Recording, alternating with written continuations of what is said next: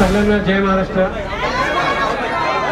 साहब, पहली बात तो मैं आपको सिर्फ एक बात कहना चाहूँगा, हम सब आपको बचपन से देखते आ रहे हैं, आपसे सीखते आ रहे हैं, और हम जब पॉलिटिक्स में आए तो मेरा सौभाग्य मैं समझता हूँ कि आप 32 साल से मेरे डैडी आपसे जुड़े हुए हैं, और वो स्वर्गीय हिंदू हृदय सम्राट श्रीमान बाला साहेब ठाकरे जी ने वो मिलन कराया था, और वो मुझे अच्छी तरह से याद है।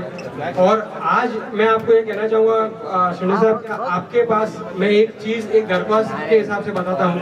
क्या कोविड के वक्त जब हम पूरे मेरे बांद्रा वेस्ट खार के पूरे ग्रुप नौजवान यहाँ खड़े हैं, और ये सब जानते हैं कि हम जब कोविड में सब लोग इंसानों को भी खिला रहे थे, पुलिस कर्मियाँ, बीएमसी, पर हमने एक प्रयोग किया था कि हम जितने भी जानवर हैं, हमारे स्ट्रीट एनिमल्स हैं, उनको भी हम पूरे मुंबई में खिलाएंगे, क्योंकि जब मैं और आप रास्ते पे नहीं थे तो उनको खिलाने वाला कोई नहीं था। तो आपने हमें सबको यहाँ पे याद है क्या मुंबई में बैंड्रा के MSRTC का पूरा जगह हमको आपने अर्पित कर दिया था, और आप रोज हर 2 दिन में हमें ये पूछते थे कि आप लोगों को क्या चाहिए, वहाँ पे कुछ सामग्री की कमी हो। हम लोग का सिर्फ ये काम होता था कि वहाँ से खाना पैक करो और वहाँ पे लोगों को पहुँचाओ। तो ये पुनियाई का काम साहब हम लोग ने आपसे सीखा। आपके जैसा अगर हम 1% भी कर पाए तो वो हमने मुंबई के लिए अर्पित किया। और साथ यहाँ पे मैंने 2-3 दिनों में बहुत सारी हलचल मुंबई में होती रही। आज मैं आपको सिर्फ इतना बोलना चाहूँगा कि हमने आज जैसे आप हमारे नेता है, आपने सब कुछ छोड़ के पहले बुल्डाना आप पहुँचे, उसी तरह हमने आज ये पॉलिटिक्स को साइड में रखते हुए सिर्फ ये एक आज सिंबॉलिक आपके चरण में आने का हमने काम किया है। यहाँ पे सब जो हमारे साथ आए हैं, सिर्फ आपको इतना कहना चाहते हैं कि 2-3 दिन से लोगों ने बहुत सारी पॉलिटिक्स शुरू की। किसी ने कहा मैं आपका दोस्त हूँ, किसी ने मेरे पोस्ट गिनाने चालू किए, किसी ने ये कहा कि आपको पार्टी ने बहुत कुछ दिया। जी हाँ, दिया, 100% दिया, और उसका 1000% अगर मैंने वापस नहीं दिया तो आप पब्लिक फोरम पे आके बोलिए क्या मैंने आपको नहीं दिया। आज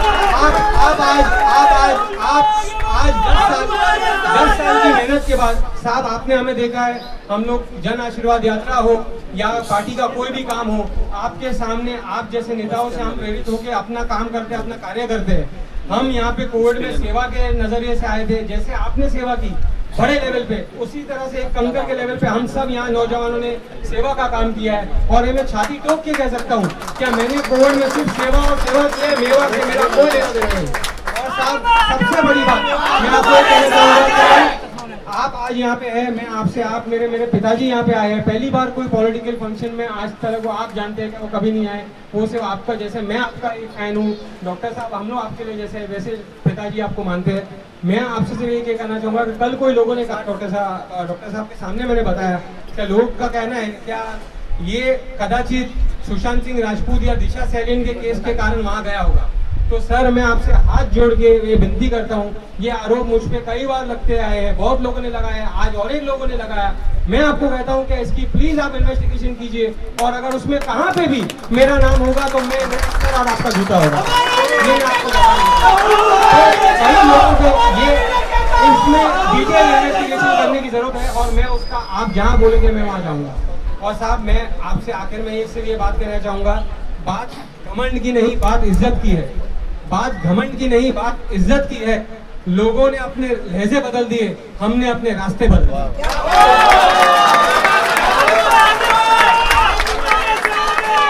राहुल कनाल आणि डॉक्टर कनाल,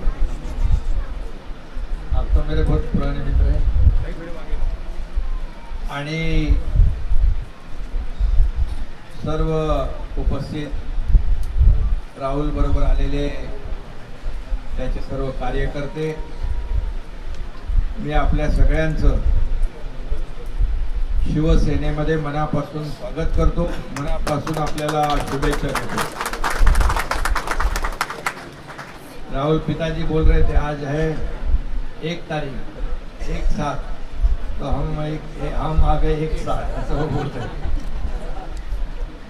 हम पहले से 1/7 ही थे। आणि राहुल कनाल गेले अनेक वर्ष मुंबईमध्ये बांद्रा आणि त्या संपूर्ण परिसरामध्ये चांगलं काम समाजसेवेचं, पक्षाचं, संघटनेचं, युवा सेनेचं काम करतोय. खरं म्हणजे आज मोठ्या प्रमाणावर त्याच्यासोबत आलेले कार्यकर्ते, तुमचंही मी मनापासून या ठिकाणी स्वागत करतो. आपल्यालाही शुभेच्छा देतो.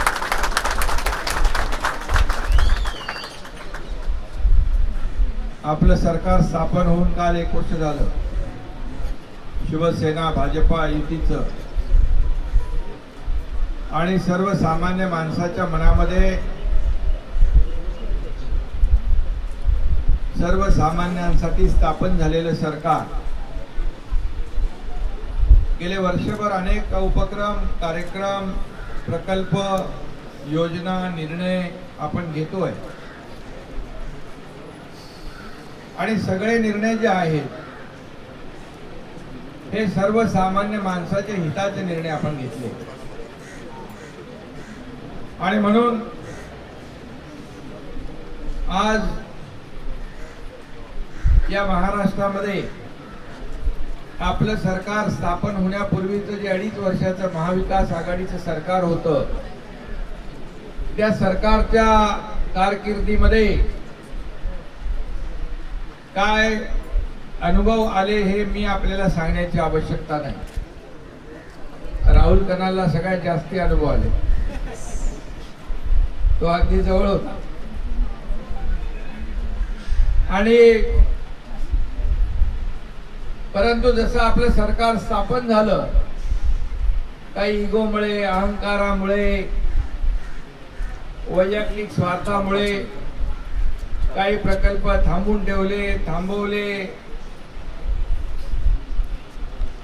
आणि त्यामुळे शेवटी राज्याचं नुकसान होणार होतं.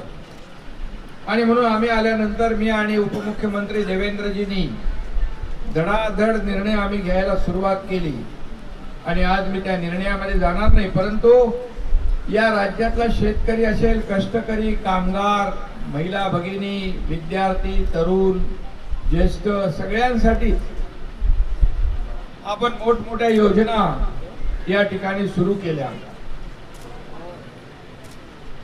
शेतकऱ्यांसाठी तर आपण खूप निर्णय घेतले, सगळे नियम वगैरे बाजूला ठेवून. पण काल परवाच्या कॅबिनेटमध्ये सगळ्यात महत्त्वाचा निर्णय आम्ही आरोग्याच्या दृष्टीने या महाराष्ट्रातल्या जनतेच्या घेतला.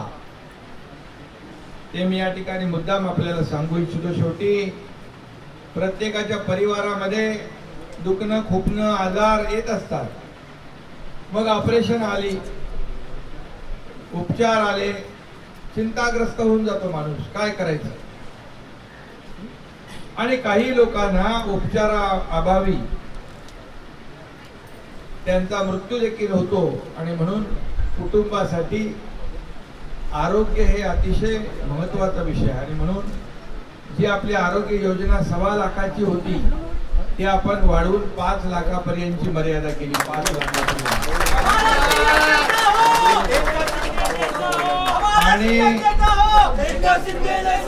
आणि फक्त आम्ही त्या 5 तेवढ्या पुरते थांबलो नाही. यापूर्वी ती योजनेचा लाभ घ्यायला पिवळं, केशरी रेशन कार्ड पुरतं मर्यादा होती. परंतु या सर्व मर्यादा, बंधनं आपल्या सरकारने काढून टाकली. आणि या राज्यातला प्रत्येक माणूस म्हणजे 12.5 कोटी जनतेला 5 लाखापर्यंतचे उपचार मोफत मिळणार आहेत. हे राज्य देशातलं पहिलं राज्य आहे. म्हणजे 5 लाख रुपये मोफत उपचार सगळ्यांना. तिथे काहीच नियम, अटी, शर्ती काही नाही. आणि केंद्र सरकारचे देखील, मोदी साहेबांचे देखील आयुष्यमान भारतचे 5 लाख. असं डबल इंजिनचं काम सरकारचं सुरू आहे. आणि म्हणूनच बंद पडलेले प्रकल्प आपण पुढे नेतोय, चालना देतोय. सगळीकडे कामं सुरू आहेत, निर्णय सुरू आहेत, योजना सुरू आहेत. शासन आपल्या दारी अतिशय उदंड प्रतिसाद त्याला मिळतोय. सरकारच्या दरबारामध्ये कलेक्टर कचेरीमध्ये लोकांना यायला लागू नये म्हणून शासन आपल्या दारी आपली योजना डायरेक्ट गावामध्ये जाऊन त्यांना लाभ आणि निर्णय आपण देण्याचा कार्यक्रम सुरू केला. असे अनेक निर्णय आपण घेतले आणि म्हणून लोकाभिमुख आपण निर्णय घेतोय. म्हणून या महाराष्ट्रातली जनता दररोज या सरकारवर, सरकारच्या कामावर आणि बाळासाहेबांच्या विचारांच्या शिवसेनेवर, धर्मवीर आनंद दिघे साहेबांच्या विचारांच्या शिवसेनेवर विश्वास ठेवतात आणि शिवसेनेमध्ये दररोज प्रवेश करतात. आणि म्हणून मी येणाऱ्यांचं सगळ्यांचं मनापासून स्वागत करतो. आणि इकडे कामाला संधी आहे. राहुल, काम करणारे आम्ही लोक आहेत आणि काम करणारे कार्यकर्ते मला आवडतात. त्यामुळे जेवढं आपण सर्वसामान्य लोकांसाठी काम करू तेवढं खूप लोकांना त्याचा फायदा होईल. मी बघितलं कोविडमध्ये तुम्ही स्वतःचे पैसे खर्च करून कोविडमध्ये लोकांना मदत करत होता, जेवण करून देत होता, औषधांचं वाटप करत होता. हे मी जवळून पाहिलेलं आहे. तभी तो सब लोग डरते थे, घर में बैठते थे. जिसमें हिम्मत था वो बाहर घूमता था रोड पे. उसमें राहुल कनाल भी था.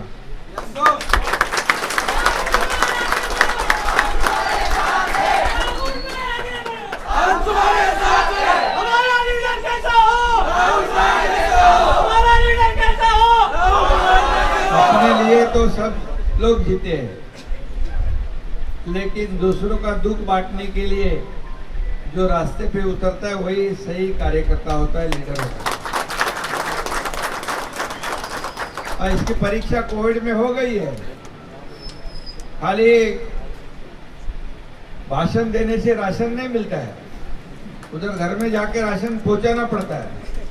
मुझे याद है पूरे देश भर से कई राज्यों से फोन आ रहे थे, हमारे 70 लोग यहाँ अटके, हमारे 150 लोग यहाँ अटके, हमारे 200 लोग अटके हैं. हमारी टीम तुरंत पहुंच जाती थी वहां पर. 1 घंटे के भीतर उनको जो खाने की सामग्री चाहिए वो पूरी भर के देते थे. उनके रहने की व्यवस्था स्कूलों में, स्टेडियम में, सब जगह उस वक्त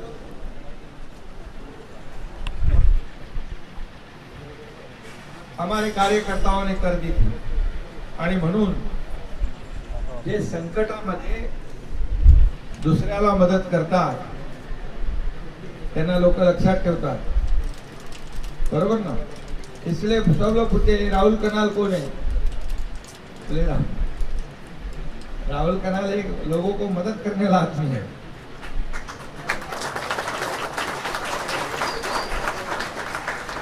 किसी के वजह से, किसी लीडर के वजह से तुम्हारी पहचान नहीं है, तुम्हारे किए हुए काम के वजह से तुम्हारी पहचान है. आणि म्हणून मी तुमचं मनापासून स्वागत करतो.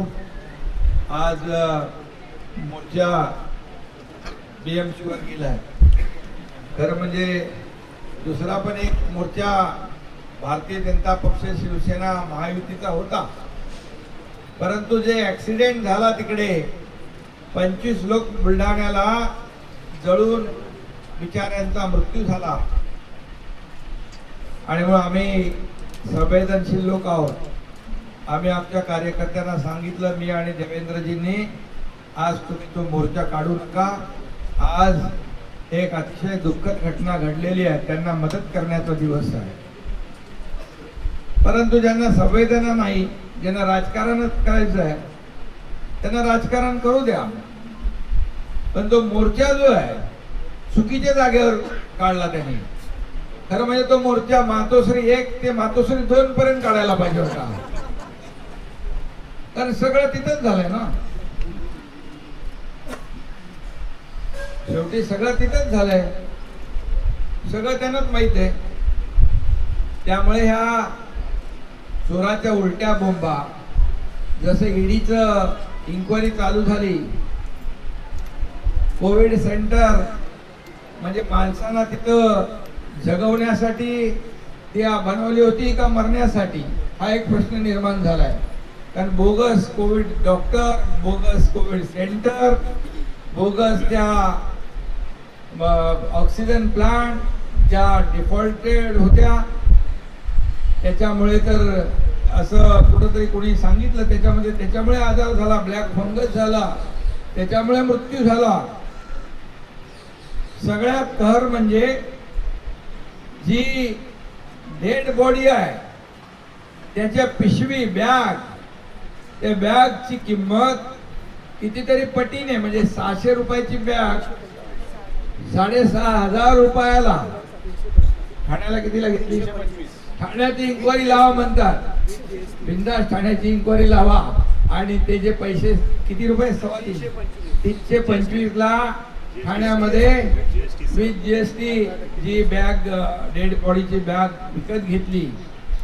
आणि मग बाकीचे पैसे तुम्ही त्या कंपन्यांना, म्हणजे सरकारला, महापालिकेला परत द्यावे लागतील. म्हणून आमचं सगळं खुलं किताब आहे. आम्ही लपून छपून काही करत नाही. आम्ही तर महापालिकेच्या पैशाविना देखील मोठी कोविड सेंटर, सर्वसामान्य लोक 1200 बेडचं आम्ही उभं केलं. पैसे महापालिकेचे नाही.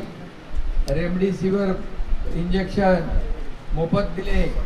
काय काय केलं ते मी सांगत नाही, जे केलं त्याचं आम्हाला बोलायचं नसतं.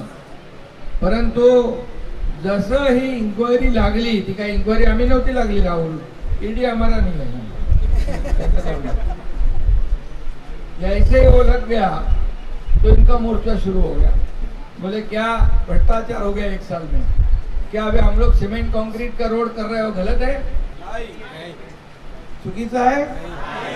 जे 20 वर्षापूर्वी करायला पाहिजे होते ते आता आम्ही निर्णय घेतला. त्यांनी करायला पाहिजे होतं. 20 वर्षापूर्वी केलं असतं तर 3-3.5 कोटी रुपये वाचले असते रस्ता रिपेरिंग मधले. सुशोभीकरण करतोय, गलत आहे. साफसफाई, स्वच्छता सगळं आपण करतोय. नाले सफाईला कुठला मुख्यमंत्री गेला होता बघा, सांगा बरं. त्याचबरोबर या सगळं काम करत असताना काही लोक पेट दर्द भी होता है, पेट दर्द होएगा तो दवा मांगता है, इसलिए उनका इलाज करने के लिए बाला साहेब ठाकरे अपना दवाखाना भी खोल दिया. हम लोग जाओ मुफ्त में औषध पानी ले, उधर सब इंतजाम किया है. तकलीफ दुश्मन को भी नहीं होनी चाहिए. आणि म्हणाले तुम्ही डिपॉझिट, फिक्स डिपॉझिट कमी करता, फिक्स डिपॉझिट मधले पैसे काढून खर्च करता. अरे फिक्स डिपॉझिट हे कोणासाठी असते? हे लोकांचे पैसे आहे, प्रायव्हेट प्रॉपर्टी नाहीये. हे जनतेचे पैसे आहेत. हे जनतेच्या कामासाठीच खर्च झाले पाहिजे. पण लोकांना दिशाभूल कशी करतात कि एफडी तोड़ दिया और ये खर्च कर रहे हैं. मैं चहल को पूछा, भैया हम लोग का सरकार आया तभी कितना एफडी था?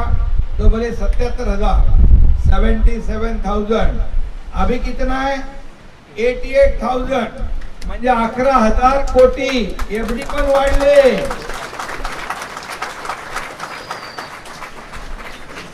म्हणजे दिशाभूल करतात ना. रेकॉर्डवर जाऊन बघायला पाहिजे ना.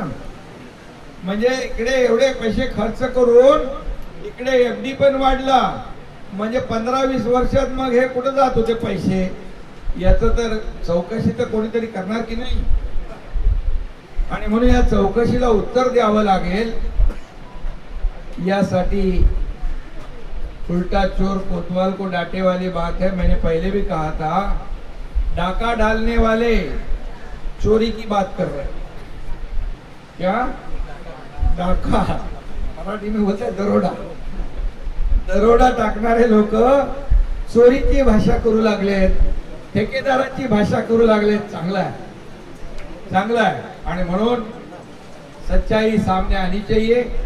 सत्य बाहेर आलं पाहिजे आणि सत्याला सगळ्यांनी सामोरं गेलं पाहिजे. असं मोर्चेवरचे काढून तुम्ही मुंबईकरांना आता फसवू शकत नाही. मुंबईकरांना सुविधा पाहिजे. मुंबईकरांना सुविधा देण्याचं काम आपलं सरकार महापालिकेच्या माध्यमातून आणि राज्य सरकारच्या माध्यमातून करेल. पुढच्या 2-2.5 वर्षामध्ये मुंबई पूर्ण खड्डे मुक्त मुंबई करणार, पूर्ण सिमेंट कॉन्क्रीटचे रस्ते करणार, हा कार्यक्रम सुरू झालेला आहे. त्यामुळे आरोप तुम्ही करा, कामाने उत्तर आम्ही करू. राहुल, तुझं स्वागत आहे. चांगलं काम कर, चांगले कार्यकर्ते आहेत तुझे भरपूर, आणि डॉक्टर पण आहेत. कोणाला त्रास झाला तर इंजेक्शन द्यायला. सगळ्यांना शुभेच्छा, धन्यवाद. जय हिंद, जय महाराष्ट्र.